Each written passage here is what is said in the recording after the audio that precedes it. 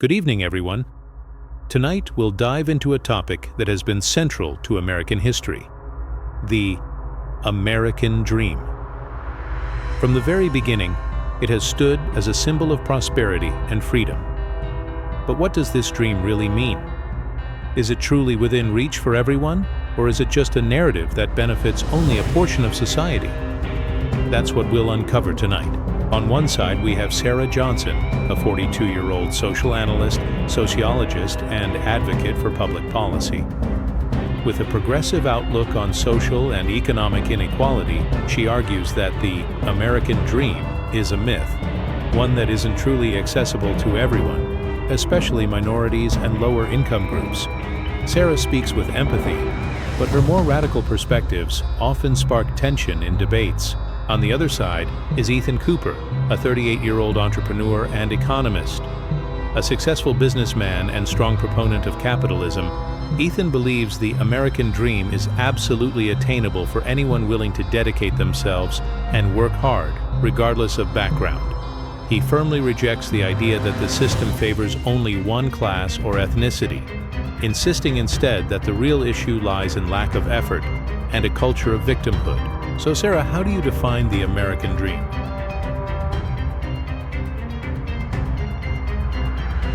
Well, Marcus, the American dream was originally seen as the promise that anyone could achieve success, regardless of where they started. However, the reality is very different.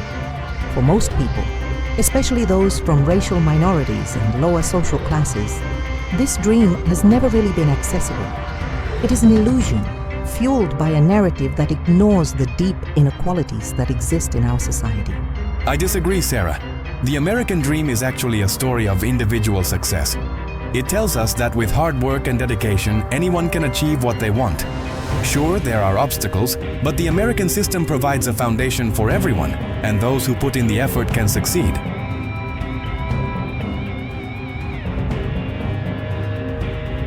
Here's the big question. Is this dream for everyone? Sarah, do you believe the structural barriers are too big to allow most people to achieve it? Yes, Marcus. The system is deeply unequal. For many people, especially those from marginalized communities, the American dream is no more than an empty narrative. We're talking about an economic system that favors the rich, an education system that's inaccessible to many, and a lack of real social mobility. Opportunities are unequal from the start. Sarah, you're focusing too much on the obstacles. Sure, some people face more difficulties, but these challenges can be overcome. What you call structures are in fact challenges. The American dream isn't about the absence of obstacles. It's about the ability to overcome them. But Ethan, you're ignoring the fact that not everyone has the same tools to overcome those obstacles. Some people start at a disadvantage because of their race, social class, or background.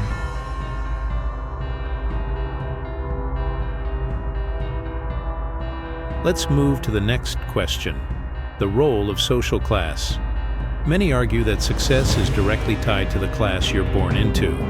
Ethan, do you believe social class has such a big impact?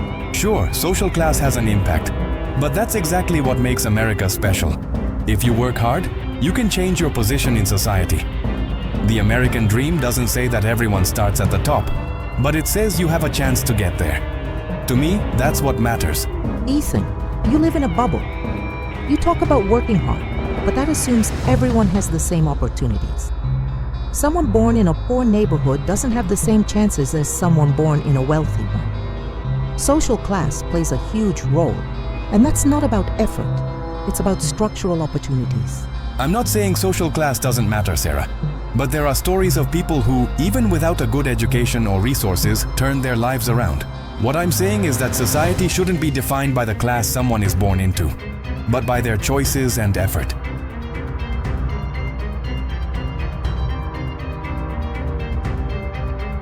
Let's address a central theme: the impact of racism. Many argue that systemic racism is a barrier to achieving the American dream. Sarah, what do you think about that? Racism is a fundamental reality in the United States, Marcus. From education to the job market, racial barriers are evident. People of color, especially Black and Latino people, face constant obstacles that make the American dream almost unattainable. Racial inequality is systemic and deeply rooted in the country's history. I understand that racism exists and that there are inequalities, but that doesn't mean the system is failing. Most people who focus on racism as an obstacle aren't seeing the bigger picture. Yes, racism is still an issue, but it's not an excuse for not fighting for success. You're being simplistic, Ethan. It's not about an excuse. It's a real issue that limits opportunities. The statistics on inequality are clear.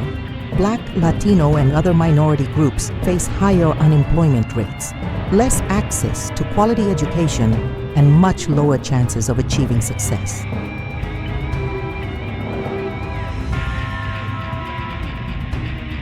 What about public policies? Are they enough to ensure greater equity in accessing the American dream? Sarah, what's your take? The government has a responsibility to implement policies that truly address inequalities. This includes quality education for all, access to health care, and most importantly, wealth redistribution to help correct economic disparities. Without these changes, the American dream will remain a myth for the lower classes and minorities. I believe in a free market, where public policies should create an environment of opportunities, but they shouldn't be too interventionist. The problem isn't the system, it's the lack of personal effort. The government can't do everything. People need to get up and act for themselves. But Ethan, the lack of effective public policies creates a cycle of poverty and inequality. You're ignoring the reality of those who don't have the same opportunities.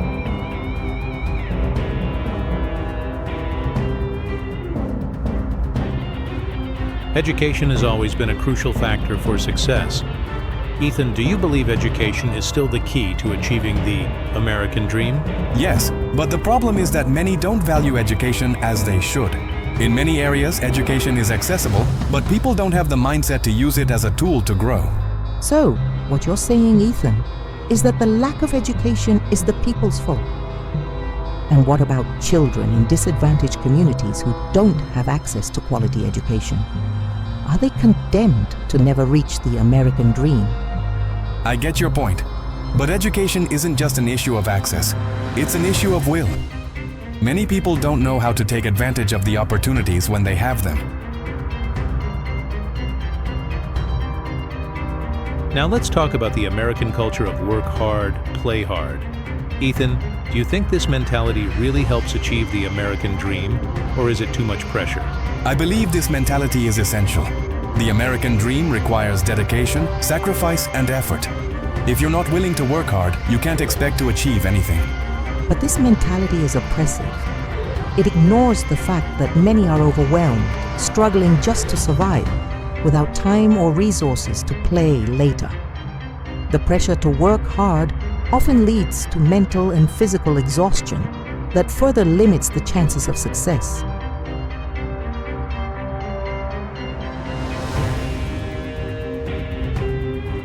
The media has played a fundamental role in shaping our understanding of what success is. Sarah, how do you see the media's influence on the perpetuation of the American dream? The media is largely responsible for selling the American dream as something easy to achieve. We see millionaire entrepreneurs and celebrities in the spotlight, but rarely do we see the real struggles that most people face. This creates a false perception that everyone has the same chances. But the media also shows stories of people who came from tough situations and achieved success. That's inspiring and shows that with the right effort, it's possible to accomplish something big.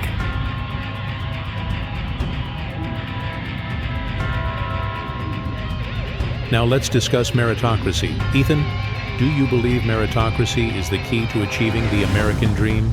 Yes, I do. Meritocracy is what drives progress. It gives everyone the chance to be recognized for their talents and efforts. But meritocracy is a fallacy. It assumes that everyone starts from the same point, and that's simply not true. People from different classes and ethnic backgrounds don't have the same opportunities to show their talent or effort.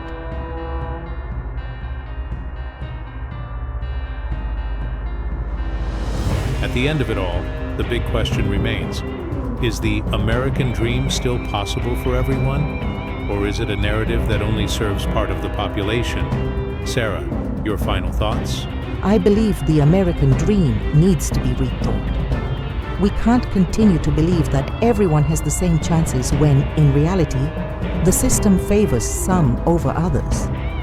I think that despite all the challenges, the American dream is still possible.